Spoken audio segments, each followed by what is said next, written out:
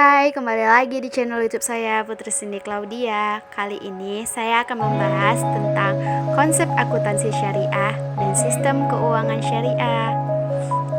Sebelum kita masuk di pembahasan, jangan lupa untuk subscribe dan like ya. Konsep akuntansi syariah. Konsep dasarnya telah diperkenalkan oleh Al-Quran jauh sebelum Lukas Pacioli atau Bapak Akuntansi memperkenalkan konsep akuntansi double entry bookkeeping dalam salah satu buku yang ditulisnya pada tahun 1494. Berdasarkan surat Al-Baqarah ayat 282, Allah secara garis besar telah menggariskan konsep akuntansi yang menekankan pada pertanggungjawaban atau akuntabilitas.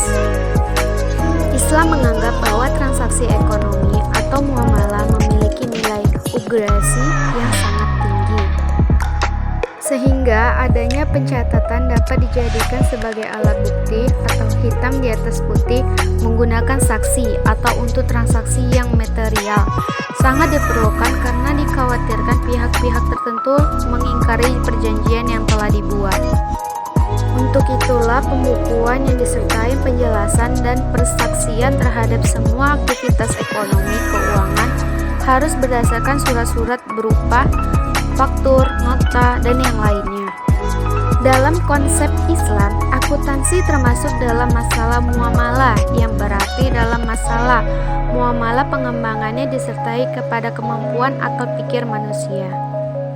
Konsep-konsep praktik akuntansi Islam pada saat ini mulai berkembang dengan pesat. Bahkan di Indonesia, konsep tersebut telah teruji pada saat krisis moneter Belanda Indonesia pada tahun 1998.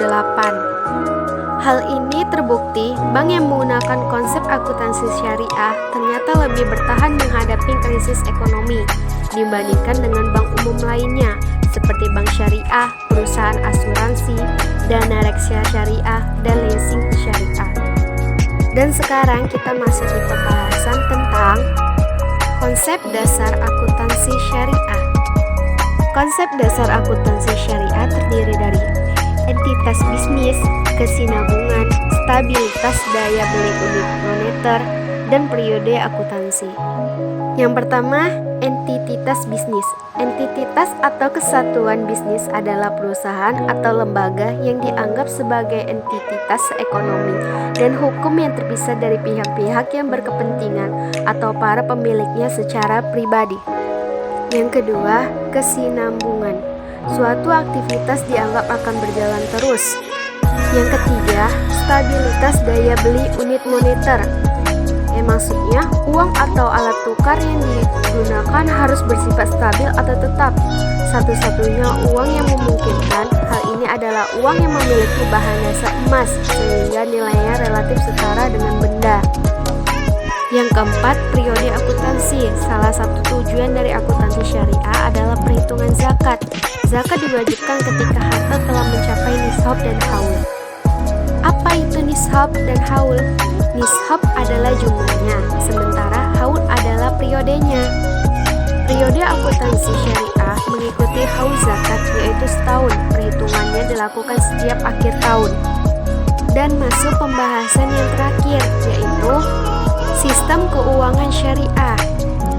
Sistem keuangan syariah merupakan salah satu sistem yang digunakan dengan menggunakan metode prinsip Islamiyah dasar syariah sebagai acuannya, juga menggunakan dasar hukum sebagai pedomannya. Prinsip dasar syariah yang digunakan oleh sistem keuangan ini berasal dari aturan yang sudah ditetapkan pada Al-Quran dan juga sunnahnya yang dipercaya oleh agama Islam. Larangan yang dilakukan pada sistem keuangan syariah yaitu melanggar adanya riba, perjudian, monopoli, penipuan, gharar, menimbulkan barang, dan lain-lain. Tahukah kamu tentang bagaimana pengelolaan sistem keuangan syariah? Ini aku jelasin ya. Sekarang ini pengelolaan keuangan syariah sudah tumbuh lumayan pesat di Indonesia. Terlihat dari banyaknya lembaga keuangan yang mengaplikasikan prinsip-prinsip syariah pada perusahaannya.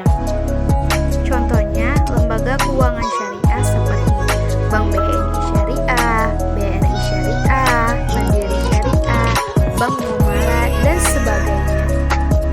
Nah, itu tadi penjelasan dari saya tentang konsep akuntansi syariah dan sistem keuangan syariah ya.